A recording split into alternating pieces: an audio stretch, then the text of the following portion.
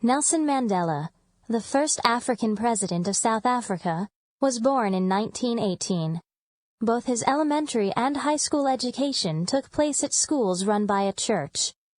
His father was an assistant to an important African chief, and as a young boy, Nelson often helped his father. While he listened to people telling the chief about their problems, Mandela decided he wanted to become a lawyer so that he could help his people with their struggle for freedom.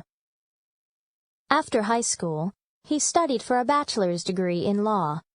In 1942, he started his political life by joining an organization called the ANC. ANC stands for African National Congress. Over the next few years, he and other members of the organization worked hard, and the ANC became a powerful national movement. It fought against the laws of the South African government, because these laws made life difficult for black people. Even though most of the country's population was black, the people who ran the government and had all of the power were white. The ANC encouraged people to resist the government in a peaceful and non-violent way. Mandela became deputy president of the ANC in 1952. He was now an important leader of black South Africans. As a lawyer, he helped poor people stay on the land where they lived, instead of being forced to move to areas where the government wanted them to live.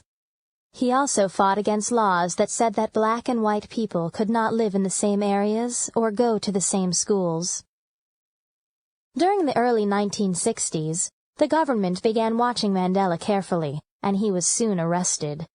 He was sentenced to life in prison in 1964. He was not released from prison until 1990. Even while he was in prison, he inspired people in his own country and others all over the world. After he was released, Mandela continued to try to achieve the goals he had set almost 40 years earlier.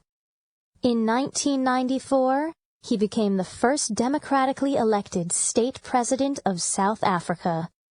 He remained president until he retired in 1999. Today, the world remembers him as South Africa's best-known and best-loved hero.